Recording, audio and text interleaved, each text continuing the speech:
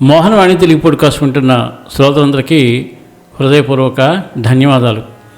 ఈ ఎపిసోడు హాయిగా నవ్వుకోవడానికి చాలా బ్రహ్మాండంగా ఉంటుంది. ఇంకా ఆలస్యం చేయకుండా ఆ విషయం ఏంటో ఒకసారి విని అందరం నవ్వుకుందాం. ఒక గౌరవనీయులైన మాస్టర్ గారు రిటైర్ అయ్యారు. ఆయన భార్యతో కలిసి భోపాల్లోని ఒక ప్లాట్లో నివసించేవారు. దసరా సందర్భంగా ఊరికి వెళ్ళాలని ప్లాన్ చేసుకున్నారు. వెళ్లే ముందు మాస్టర్ గారు ఆలోచించారు, మనం లేనప్పుడు ఏమైనా దొంగ లోపలికి వస్తే అల్మారాలు పగలగొట్టి బోర్డంతా గజిబిజి చేస్తాడేమో. ఎందుకంటే ఇంట్లో డబ్బులేమీ లేవు కదా. అందుకే ఆయన ఇంటిని పాడవకుండా కాపాడడానికి 1000 రూపాయలు టేబుల్పై పెట్టారు.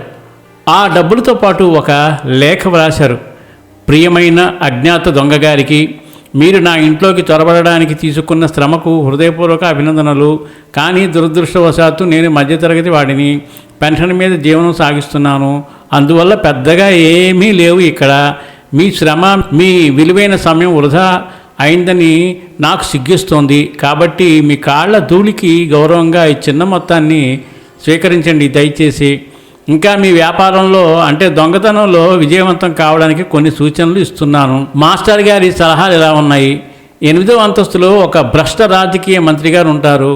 7వ అంతస్తులో పేరున్న బయ్యమాన్ ప్రాపర్టీ డీలర్ ఉన్నాడు.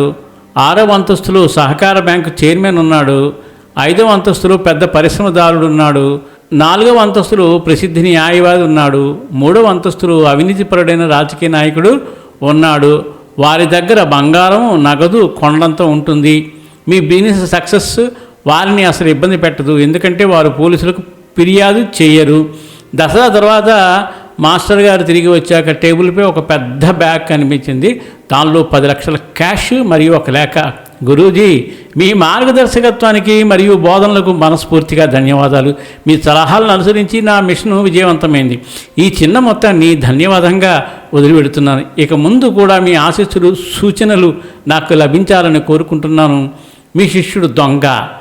మాస్టర్ గారు చదివి నవ్వుతూ అన్నారు, అయ్యో నేను రిటైర్ అయ్యానని అనుకున్నాను, కానీ ఇంకా టీచింగ్ కొనసాగుతూనే ఉంది అని. బాగుంది కదండి. హాయిగా నవ్వుకోండి, 10 మందిని నవ్వించండి. వాళ్ళు కూడా నవ్వాలి అంటే ఈ ఆడియోని మీరు తప్పకుండా షేర్ చేయాలి. సర్వేజన సుఖినో భవంతు, లోకా సమస్త సుఖినో భవంతు. ధన్యవాదాలు. స్వస్తి.